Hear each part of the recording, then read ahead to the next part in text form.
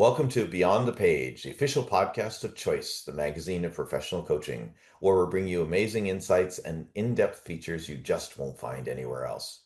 I'm your host, Gary Schleifer, and I'm excited to expand your learning as we dive into the latest article, have a chat with this brilliant author, and uncover the learnings that are transforming the coaching world. When you get a chance, join our vibrant community of coaching professionals as we explore groundbreaking ideas, share tips and techniques, and make a real difference in our clients' lives. Remembering that this is your go-to resource for all things coaching. But for now, let's dive in. In today's episode, I'm speaking with author Dr. Pamela Larde, who is the co-author of an article in our latest issue, Coaching, Anti-Racism, and the Backlash Against DEI. The article is entitled Breaking Through, Addressing Systemic Barriers in the Coaching Industry. Dr. Larde is director of the Institute of Coaching, an author, a professor at Anderson University, and a member of the Ezra Science Board, and the creator of the first ever what, Pamela? Oh, ICF-accredited coach training program, owned by a Black educator. So the first Black-owned coach training school that's accredited by the ICF in 2013.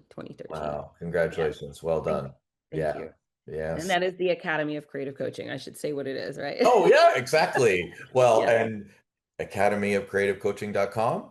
Yes, that is There we exactly go. correct. And you Yep. get a chance to tell us again before we leave. So those of you who are grabbing a pen to try and get this, we'll have that for you. Thank you so much for joining us today. So, okay, how did this all come about, this Horizons program? Who had this brilliant idea and then what is it? Yeah. Well, so as you mentioned, I am on the science board for Ezra, which is a digital coaching company based in London, and their objective is really to bring coaching to, Fortune 500 companies and allow people, yes, Ezra. Ezra. Gary holds up his pen for those not watching. Right. I am also a coach with Ezra, so Okay, so great. Yes. And so it's twofold because it offers coaching to leaders and organizations across the world. But they also now are creating coaches by offering coach training mhm. so that they can sort of create access to coaching, greater access, but also, of course, to enhance their own bench of coaches that do go out into the communities. And the Ezra coaches do great work. So yeah, so that the work, this study comes out of the training part of Ezra's work, which is let's create an accredited coaching training school Mhm. so that we can be a part of also creating access to coaching for those who want to become professional coaches. Mm, right. Well, great. Was this your idea or Jonathan or who? This was not my idea, but Jonathan was a part of the creation. So Jonathan Passmore is my co-author in this article, and he was part of the creation and envisioning of this Horizon program. And unfortunately, I wish I can give credit to the person who really got it started because she's been involved with even reading the article and saying yes, this is great. Because even the study was very honest. I mean, it wasn't just done to give Horizon a glowing review, but also how can we improve? How can we grow and enhance what we're doing in coach education? Yeah. Yeah. Wow. And not just coach education. I'm sure this is going to be applied to many areas and many realms of training and education. Yes. Um, I have to speak to this one because I'd never heard about this before, so I want to know more about it. You wrote in the article, Horizon research was the concept of racialized emotional labor. I Yes. did not know what that meant. Tell us about that. Yeah, so this is sort of rooted in works like researchers like Geronimo. She identified this concept called weathering, and she specifically applied it to Black women who were experiencing racial stress and tension at work, and what that does to us physically and psychologically. It just weathers away at us, and it actually creates health challenges because of the ongoing impact of racism. So that concept of emotional labor is rooted in works such as that.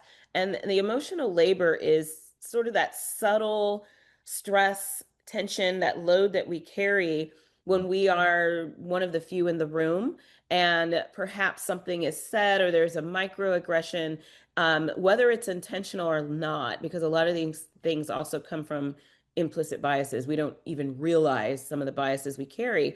So if something in the room is said, there's that burden of, do I say something? Mm. Do I just stay quiet? I'm tired. I don't want to be the advocate. I don't want to be the voice today.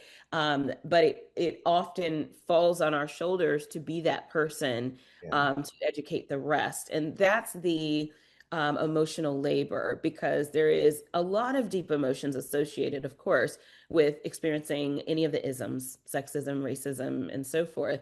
And to have to already deal with that tension and that stress, but then to also have to sort of rise out of that to say something, to be proactive. That's the emotional labor. Yeah. Well, thank you for sharing that. We're always happy to learn new things, especially in the areas of diversity, equity, and inclusion. So thank you very much for that. And again, it's lived experiences that I don't have that always help inform me personally. That's my journey of awareness and learning. So thank you. Absolutely. Speaking of learning, I'm just quoting so much from this amazing article, and I hope everyone listening gets a chance to read it. You have a lot of advice for coach training organizations. One in particular: HR professionals, training organizations, and coaching supervisors must actively consider how their programs address emotional labor. This includes integrating discussions around race, bias, and inclusion into coach training curricula, providing structured reflection spaces for trainees to process their experiences, and equipping supervisors with the skills to support diverse trainees effectively. That's a lot of stuff. How are we doing since you've done this Horizons research a while ago? You've written a paper, I'm sure you've written for us. Are we seeing any shifts? Oh goodness. We're seeing shifts in the opposite direction. There's a as you know, there's a lot of pressure here in the United States to stifle any of those efforts, and those efforts have been stifled in a lot of ways. And so organizations have literally been afraid to engage in this kind of work, have changed the names of programs that were intended to be for particular populations. So, for example, if it is those ERGs, those particular groups that are meant to be support for maybe women in engineering or whatever that is, have been sort of put to rest. In many organizations, we can't have those anymore. Those groups have to be for everyone. And so I'm seeing shifts in the other direction. But what I'm also seeing are people who are sort of doubling down and saying, no, we're going to continue this work. And we're going to find ways to continue this work. So it's interesting because we get to see who is saying, no, we're going to do this work anyway. And we're not going to be silenced. And people are coming up with creative ways of doing that. So I'm seeing a shift in that there is more conversation, and but what's happening is the conversations are, um, we're seeing those who very strongly oppose it have more platform and have more of voice to for their opposition. Um, and so those who have always spoken out are having to find ways to navigate around that pushback. Yeah. Well, to your point, I have seen a lot of emails. I keep in touch with what's going on in the coaching profession, obviously, and a lot of people are like not batting an eye, in fact, doubling down on their efforts. So that's why I'm just wondering, can you separate other learning institutions from the coaching institution? Or how can we see that we're at least maintaining ground, if not gaining ground, versus other entities like ERGs and things like that? I think that's one of the benefits of the coaching industry is we're not necessarily tied to an entity that has the power to silence us. And so in the circles that I run, we are doing we're moving forward and we're doing what we need to do Yeah. from a coaching standpoint. And sure, there are, there's impact in that organizations that might have sought out coaching might be, I don't know, government run and having to abide by some of these restrictions. So it might hinder those relationships and those connections in that sense. But the coaching, um, entities themselves, I don't see that they have necessarily stopped what they're doing, unless they're tied to a government entity or an entity that's facing that threat. But independently speaking, no, I haven't been Yeah. seeing that. Yeah. Neat. Well, unfortunate, but as long as we're not losing ground and we're here today to make a point and keep the ground moving in the right direction, right? Yeah. Yeah. And I think that's just, one of the things that the opening of the article says is that coach training is something, or just coaching in general is something that benefits industries across the board. And so one of the commenters on my page was saying that everybody should have access to coaching and coach training because of the emotional intelligence skills and some of the other things that is just integrated into coaching, whether you're the coach yourself or somebody who is receiving the coaching. Yeah. Yeah, no kidding. Yeah. Pamela, what's the biggest surprise out of the whole research in Horizons?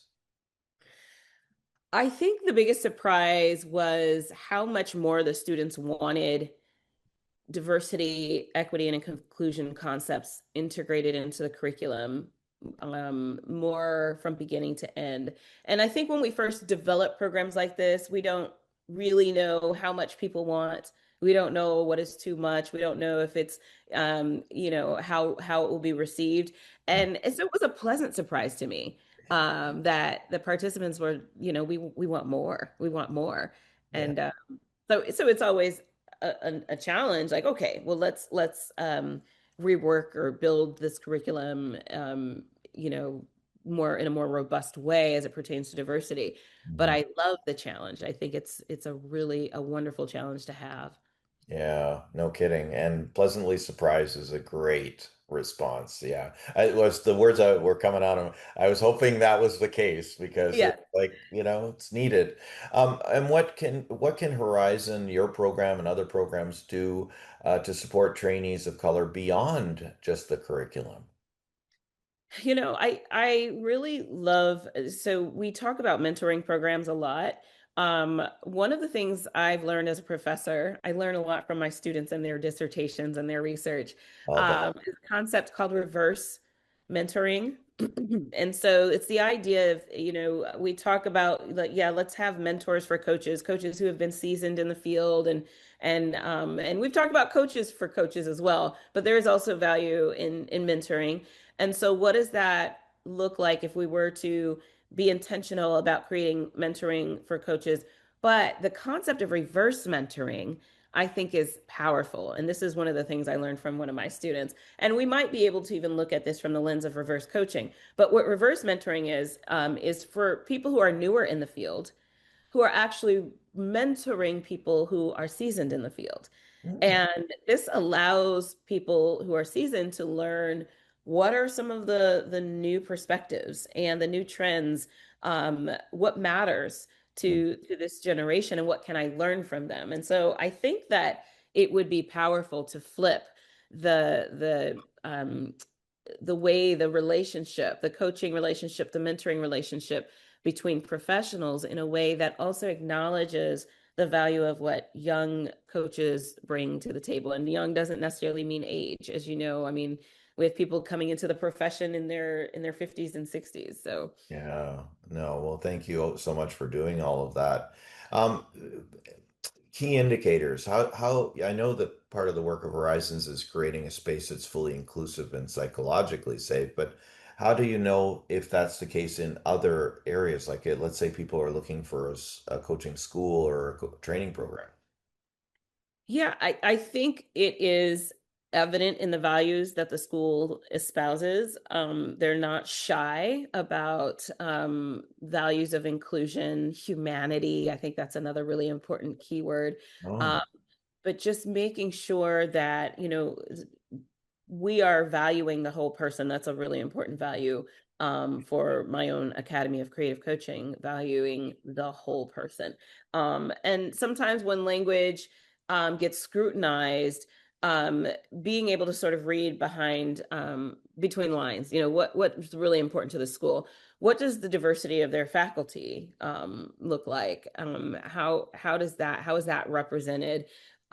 What does the curriculum prioritize, and to what extent is this evident in the curriculum? But what's also really important is how students express, or trainees express, their how they feel in the environment. Sometimes it's not a matter of grand gestures, but more of a matter, of a quiet peace and safety that they have in that environment, and that says a lot. It goes a long way. and is that in the form of like testimonials and things like that, or Yes. Google reviews? Because how would you know? Yeah, I mean, Right. so yes, I mean, but I think it's important for the school to even pay attention to what the experiences are in the classroom and in the learning experience. So it allows those who are on the education side of it to assess the extent to which this is working, and so to be really proactive about that. And that is something that they can use on websites, or as they talk to prospective students about how valuable this experience has been from the standpoint of being at peace, not having the emotional labor without it being acknowledged, because the emotional labor might exist anyway. But does the school recognize that? What do they do to support that? And those are the kinds of conversations that I think, if you are looking for a school, that you want to engage in. Sounds like the trainee, it needs a bit of time to prepare to look for what it is that helps them feel included, and psychologically safe. Yes, and I think that is the due diligence that comes with looking for, where do you want to get your training? I mean, there's a level of due diligence, and some things are more important to people than others. For some people, the diversity aspect doesn't matter at all, and for others, it's like, no, I absolutely want this to be a part of my experience, and it might not always be comfortable. And that's the thing about diversity is, for me as a Black woman sitting in a training that might be predominantly white, or not have other people that I can identify with on a demographic level. I might not be the only one who's uncomfortable, because it depends on what everybody else is bringing to the table. And so those conversations are not always meant to be comfortable. They may not even always feel safe, but that's where the facilitator comes in, and that's where the school has to have some level of understanding of what it takes to engage in this kind of transformative work, I should say. Um, Well, and without increasing emotional labor of that one or two odd people in a bigger group, right? yeah. And again, it just goes back to how do you know before you get there, right? So something Yeah. like Horizons or your school, which comes from that place of inclusion and diversity, I guess that would be considered a safe bet for the answers to most of the questions that BIPOC individuals might have. Would I mean, that I think they say it out loud. I think the schools for which this is a value, they say it out loud, and you don't have to dig very hard to find it. Um, Yeah. yeah. Good. There's a testimony right there, right? Glad to hear that. Glad to hear that. So Yeah. what's next for the Horizons project? Well, one of the things we're continuing on. So I think we are in cohort 3 or 4 now. This study was based on cohort 1. And so we take what we learn, we plot, we apply, we build, and I love the work that's being done there. And so it's just a matter of continuing to spread the word. It is always challenging, even though they're a London-based organization. It's always challenging when we have to think about language, and because some of the things that are happening here in the United States have an impact globally. Mm. And so having to be strategic around some of those, um, the pushback against DEI, which is, I guess, in the title of the article, but Well, having to be strategic about that pushback, I think is part of the future, which is unfortunate, but it is a reality. And so how do we make sure that we are strategic and that we can continue forward with the work that we're doing? yeah. Well, thank you for doing the work that you've done, for doing the work that you're doing, and the work that you're going to do even more of. So, and thank you again. And I hope that you will at some point come back with an update on all of this and let our listeners know how much ground we've made forward in this movement. Yes, we are pushing forward. Yeah, Yes. thank you. Pamela, what would you like our audience to do as a result of the article in this conversation? I would love for our audience to be much more aware. It's easy to appeal to the people who are already interested in this topic. So I really encourage those who really haven't taken the time to dive into some of these challenges, to just, pay attention, to listen a little bit more, to dive in and figure out where you can fit in, as a part of the solution, especially as a coach. There is so much room for coaches to become, aware, and we might not be fully competent in these areas, but let's work towards getting better. Let's work towards at least hearing the stories of others. I think that's going to be really important in this era. Yeah, no kidding. Well, I'm glad you're here to tell your story. Where can people find out more about the Horizons program? So on Ezra's, if you follow Ezra, Ezra has a LinkedIn profile, and then also the website. And if you go to education and training, you'll be able to learn more about the Horizon program there. Awesome. And where can people go to learn more about your coaching school? My coaching school is Academy of Creative Coaching, and you can find that at academyofcreativecoaching.com. Yeah, that's probably the easiest. Awesome. And the best way to reach you in particular, Pamela? Yes, and one of the things I didn't mention is that I am a joy researcher, which might seem like, whoa, so she's studying the hardships of emotional labor and joy. Well, they come together, they fold together in an interesting way. And so you can find out more about me, that work on joy, justice, and liberation on my website at drpamelalarde.com. And so it's just drpamelalarde.com. Awesome. And they can connect with you there. Yes, and LinkedIn is probably the best way to reach me because I'm always there.